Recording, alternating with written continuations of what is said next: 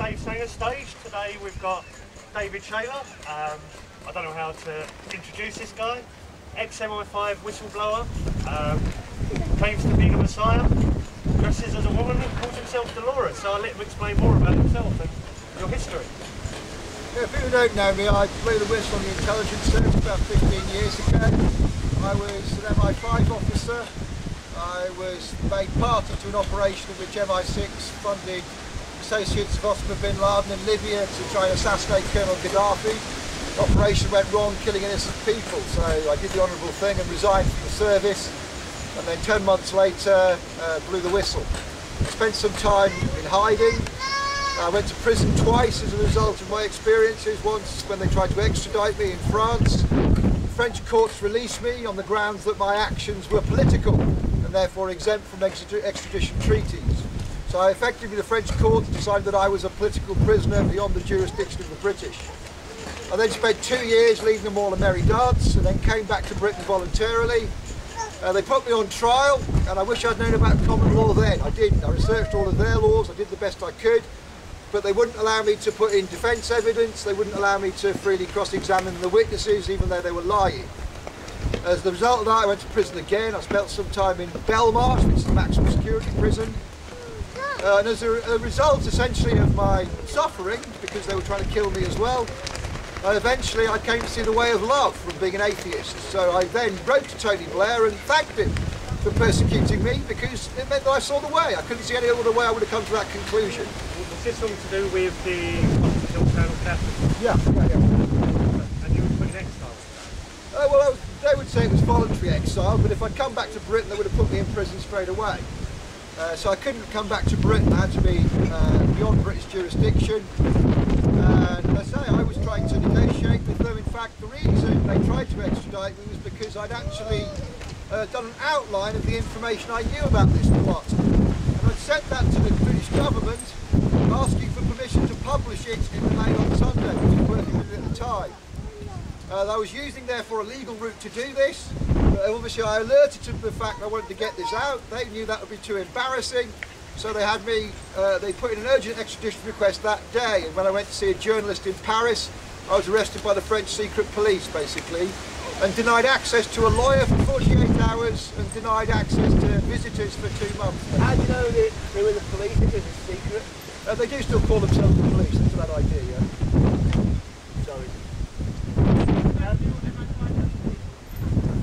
Yeah. So you were MI5 and intelligence. Yeah.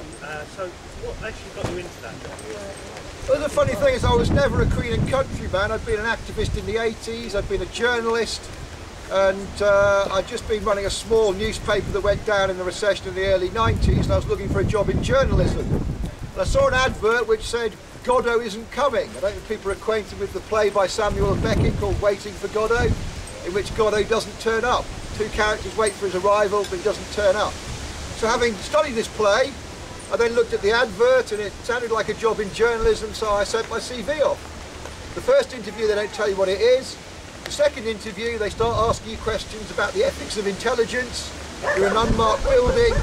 Eventually ask you why you think you're there, and you have to say, well, this must be intelligence. But I went into it because at that point MI5 had moved away from subversion, the monitoring of subversive groups, to terrorism. And I stand by what I did. My work helped to put IRA terrorists behind bars, and if you're a spiritual being, you should be totally opposed to violence, basically. I also worked on the Lockerbie issue, and as an atheist, I was really moved by the plight of the people that died on that flight. 270 people died, but what people don't realise is a lot of those people, the way they actually died, the cockpit was severed from the plane, so people could see that happening on the plane at 30,000 feet. They then lose consciousness because they can't breathe the atmosphere. As they fall down 20,000 feet, the oxygen becomes rich enough to breathe again. So they regain consciousness and they fall for another 20 minutes, and contrary to popular belief, you do not die before you hit the ground. You know until the moment you hit the ground, that's it, you're going to die. I was an atheist. I wanted to essentially avenge that injustice and bring those 2 people who were responsible to trial. So I was responsible for opening a back channel with the Libyan government, which eventually saw 2 of those people being put on trial. One of them was convicted, one of them got off on technicality. So you went from an atheist to be right. No, I didn't. My journey was a long and slow journey from being an atheist to first coming to live in love. In fact, I had a moment when I was in Belmarsh prison, I was very low, and a prisoner came to me who couldn't read and said, you're the kind of bloke who can read, could you read the Bible to me? And I was such an atheist at the time, I had a debate with myself about whether I should do this really, whether I should be filling this guy's head full of nonsense. And I thought, God, we're in prison, you can't read a man a passage of a book, what sort of human being are you? And he chose the Sermon on the Mount. And I read it to him, and then I read it again. And I realised there's no get-out clauses in the Sermon on the Mount. The teachings of Jesus Christ are completely pure. And I realised what I'd confused was what the Catholic Church said, or the churches said, with the actual teachings you find in the Bible. The Sermon on the Mount is all about protecting the less fortunate, standing up for truth and justice, standing up for what is right, basically. And then at the time, George Bush and Tony Blair were trying to make a case to go into Iraq. And I thought, how can these two men claim to be followers of Jesus Christ? There is no reason to carry out a war in these teachings, basically. And at the time, after doing this, I had what I call a strange sensation.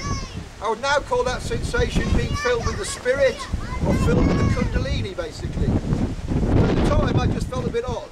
And from there, I saw other things. I got into the Bible code. People will perhaps know that there is codes detected in the Torah, the Hebrew Bible. There's no issue of translation here. This text has been kept more or less the same for thousands of years. If you do even skip codes of letters, it spells out future events, basically. And I researched this. I went into some depth in the research. There is research out there that's been put in a BBC television programme, but that was a highly subjective experiment. When you look at all the research that's been done, there is no doubt that the Torah does predict future events at odds of sometimes millions to one, basically. So I had to revise my atheistic rationalist view that there was only a kind of Newtonian universe out there we could see, touch and feel, and that got me going on the journey, basically. Right, back to the intelligence services. Now, the thing is, within the circles that we reflect, they're going to have intelligence services working within these Put the microphone near your mouth. Is that better? Turn it up. Is that better? Turn it up again. One more? One more. One more. Too loud. And now put the microphone, bend it near your mouth. Twist right. to the end. Yes. Is that better? Yes. Yeah. Right, we're there. Yes. Yes, eat it. Right. Yes, it's correct. Okay, so back to the intelligence services and using operatives within inside activists and green activist circles. And a lot of people are very suspect about your history of being MI5, intelligence, and then coming into these circles with many, many truths like 9/11. That doesn't look like it was done by extremist Muslims, to many, many people that have read the official story and seen the holes in it, through to all the faults that have been portrayed within the 9/11 truth movement. But then you're saying all these truths and also standing there dressed as a woman, as Dolores, and claiming to be the Messiah.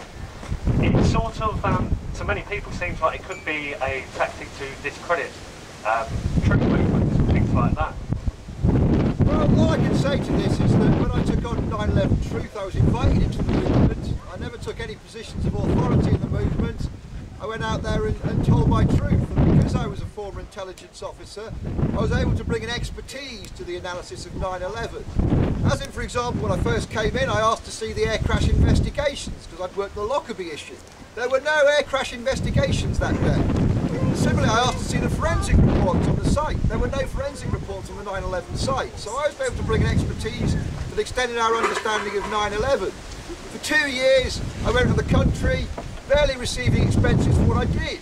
I was newly spiritual at the time, and I thought this was the most important thing to do, to actually use the knowledge I had, the expertise.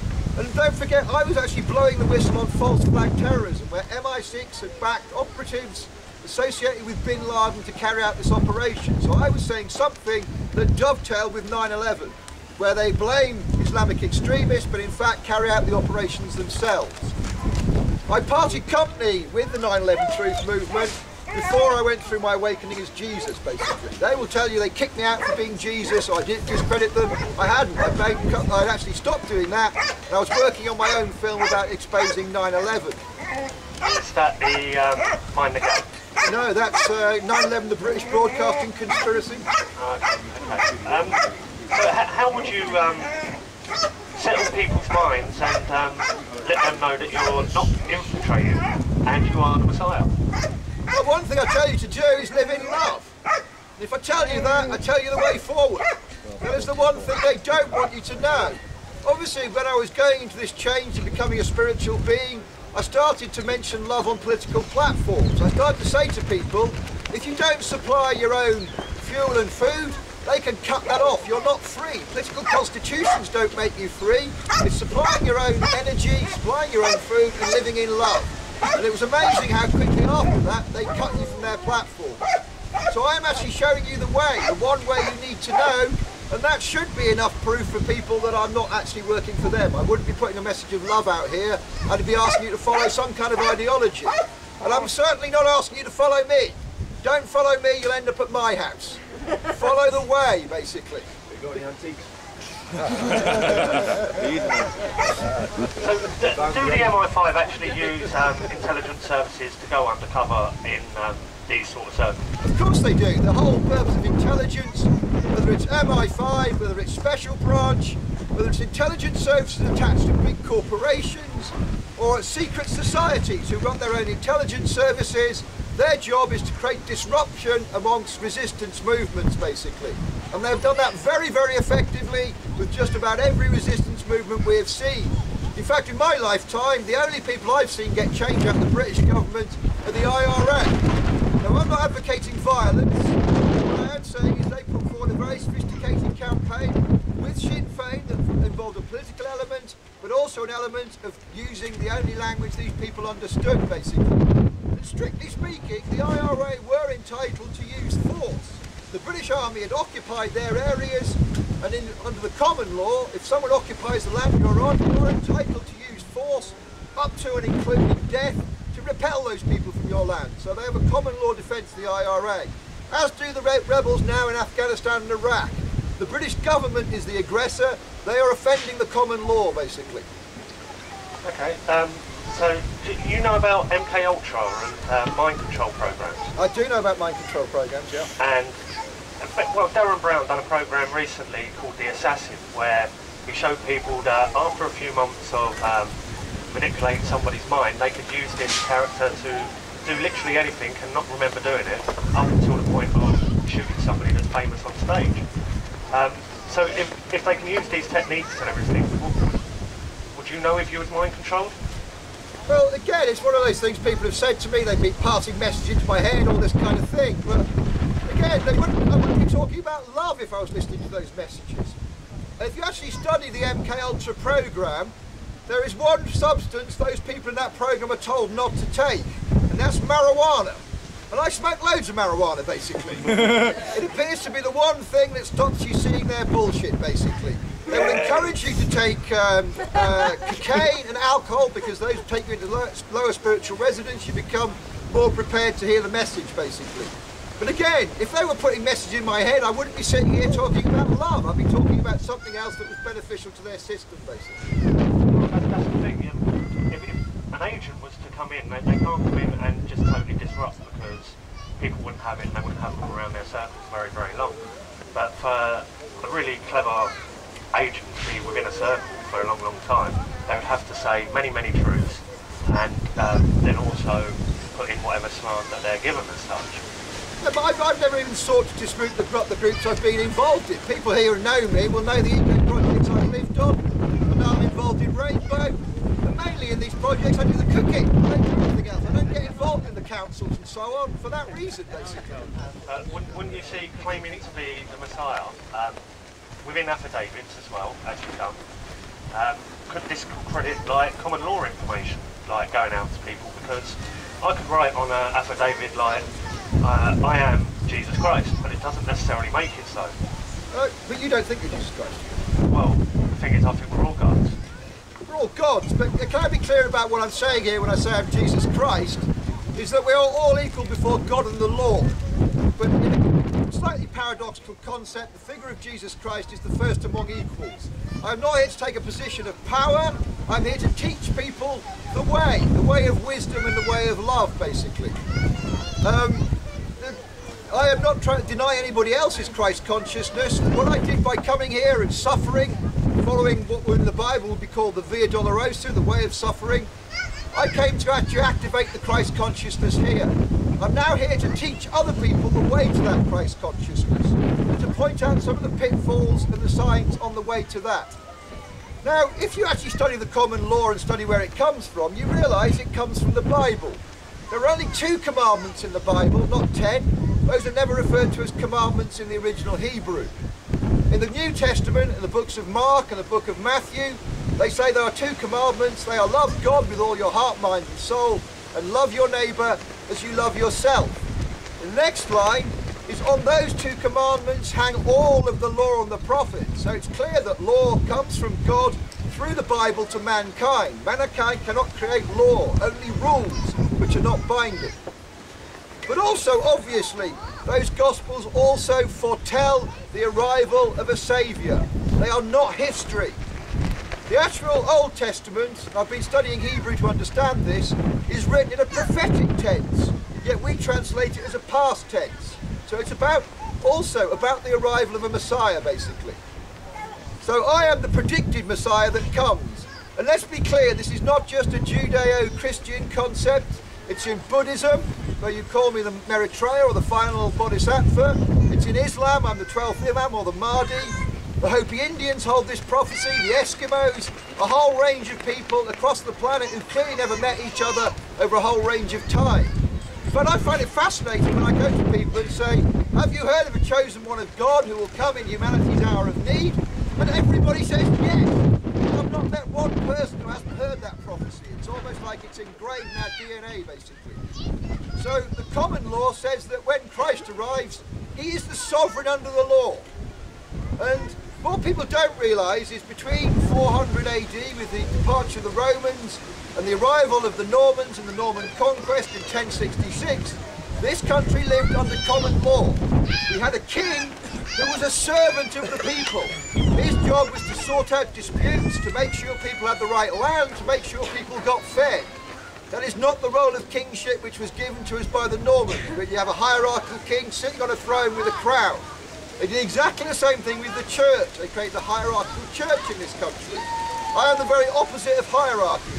I've come here to serve humanity and to teach. I'm not trying to take power of anybody. I am trying to empower you and get you to understand that you are too a Christ, but you must understand how to go on that journey and how to activate the Christ consciousness. So I am trying to empower, not take away power.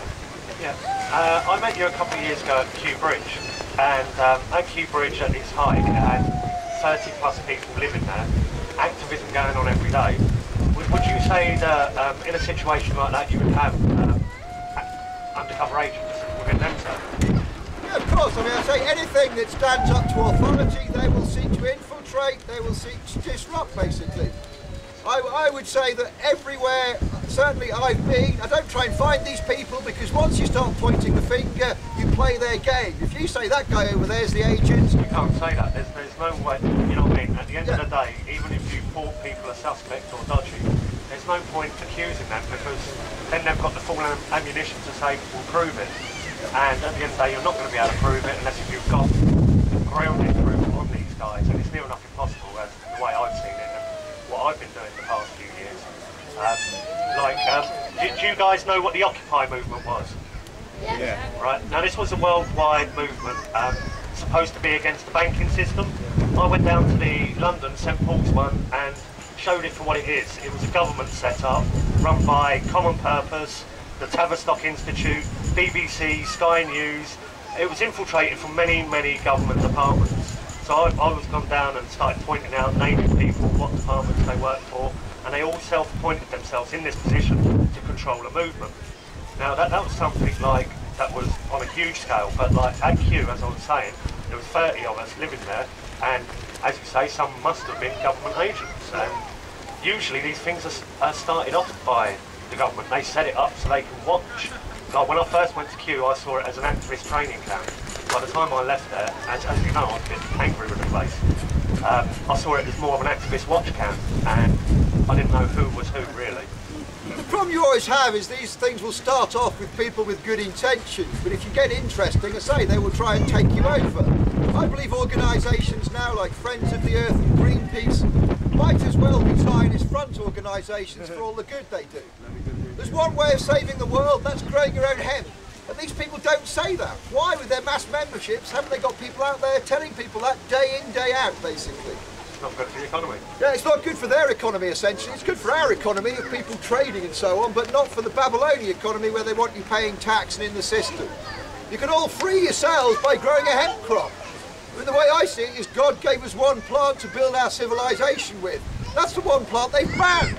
If you don't think there's a conspiracy going on, you've only got to look at that one fact, basically. So on the mind control thing, like, you wouldn't know yourself if you've been tapped up in the mind, would you? Well, I would argue that if you're spiritual, you know what it's like to be filled with the Spirit, basically. And that is a beautiful feeling. It's a feeling of harmony with creation, with your fellow man, with nature, with God himself, with all the different gods, basically. And that feeling is a very pleasant, happy feeling. If you research these mind control programs and people have been involved with it, it causes all sorts of stresses within them, basically. And I don't think I come over as somebody who's particularly stressed. I enjoy a good laugh. I don't suffer from that kind of angst, if you like. Well, what I've seen, like Sirhan was the guy that was apparently under the MK Ultra program, and he killed Robert Kennedy. He's actually quite calm, peaceful, and he sits there and says, yes, I can see that's me on the screen, but it felt like I was hypnotised. I didn't know that I was doing what I was doing at the time. But since he's like 40, how many years later it is, he's still in jail, and he's got no recollection of actually doing it by being, he says he felt like he's on a rifle range.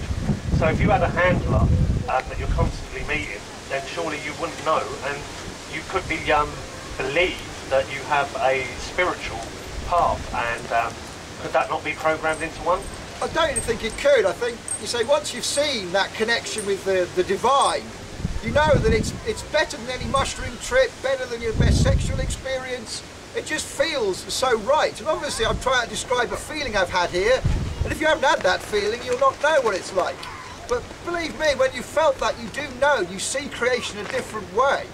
And so I don't think I've been mind controlled at all. And in most of those programs, like for example Mark Chapman, who shot John Lennon, he showed all sorts of odd behaviour because he was on a mind control program beforehand, basically. And you've got that one recently, the Batman shootings in America. Yeah. And it doesn't look like that could have been performed by one. Batman's not been shot as well. Yeah, Gotham City's going downhill nowadays. Fucking trouble now. Who's going to save us now? Robin. Jesus Christ! We're going to save ourselves. I know many people here know your story, Dave, and I know many people have got questions, and I know Ian's got a test for you. But has anyone got any questions they'd like to throw over at the moment? There's one from Harry. Do you want to come forward?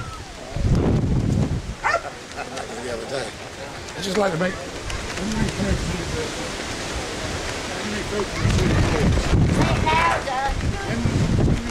Two laws that are in the Bible that supplement all. Repeat what he's saying. He's saying about two laws in the Bible. First one, it says love your God. The second one says love your neighbour. I would just suggest that what Jesus said when he said love your God, really, in modern day psychology, translated to love yourself. Yep. And then if you can love yourself and love your neighbour as yourself, take every single atom of the universe as your neighbour, that is the harmonic balance that proves to me that Jesus was a Buddhist. So your ego can be seen as God. Yeah. And ego translated from Latin is I. Well, Jesus also did actually make the point that Jesus made the point. Is this a Jesus? Are you a Jesus? I'm I'm not a Hindu or a Christian or a Muslim or a Jew. I have the extreme fundamentalists. put an end to all this. I wrote it. So what did it say in Samuel chapter 12 verse 5? I don't know that well. You have to remind me what I wrote. It actually says, and David Samuel was greatly kindled against the man. It fucking does. It says, and David, what does that say? David Sanger. He's done a brilliant wordplay. And David Sanger was greatly kindled against the man, and he said to Nathan, as the Lord liveth, the man that's done this, you'll surely die. What's that? Samuel chapter 12. Where is it? Chapter 12, verse 5. What's it say? And David Sanger was greatly kindled against the man, and he said to Nathan, as the Lord I didn't write liveth, that book actually. the man that have done this thing shall surely die. Oh, you're going to die. We all are. Can I just make it clear as well, Buddha was an incarnation of the Jesus soul. I was the Buddha in a previous life, was also Confucius. You're beginning to sound like half the Pendragon now. Half the Pendragon. I'm not off Pendragon, he's not a reincarnation of Arthur, I'm a reincarnation of Arthur. Where does that leave everyone else? If you're the incarnation of everyone. I'm not claiming. How can you sound so much like Sid Rolls? Yeah, you sound like Sid Rolls. Did you both learn rhetoric at Oxford together? Let's have a Jesus showdown. Jesus showdown. Jesus showdown. He falls into the king of the epic and he was like fiddling about. Ian, what was it you wanted to put across? Okay, this concept of Jesus. We fucking crucified him, didn't we? Perhaps we should have a Jesus showdown. For all the people that think they are Jesus, what is the test? Now that's a very interesting thing. Because Are you prepared to die for all of our sins? it I says, was prepared to die for Are that. you prepared to die? I still am. shall I just Can I continue just to tell you the communicate, moment I knew I or was shall we Jesus? wait? The moment I knew I was Jesus was when I came to write my first book when I was still an atheist. And the issue was whether I would tell my full truth or whether I would cower out of that because it would make it more like they would kill me. And in that moment I decided to tell my full truth because I would never have been able to live with myself if I didn't do that and didn't do everything to stop what I could see was going on at the time. So even as an atheist, I was prepared to put my life at risk for the higher value of truth and justice for others. Are you familiar with the concept of religious texts are hermeneutically appropriated and hermeneutically analysed and defined differently by different cultures who look at these books? So how can you speak for the truth? Well, what I would say is that's the job of the spiritual being, is to try and establish truth. Because if you don't establish truth, you will never do justice. But what is truth? Well, on one level, it's getting all the facts together and coming to a conclusion. I'm not saying there's hard and fast rules on these things, but anybody who's on the spiritual journey will know that you can arrive at truth through love and not through knowledge. I was stuck in the knowledge paradigm as an atheist. Once I rejected that and came to live in love, I got all sorts of signs from the divine and I could make more sense of the universe, basically. Can you not find truth within anger? We know that because we have knowledge of Newtonian physics. And that's true. It fell because of gravity. Yeah, you dispute that?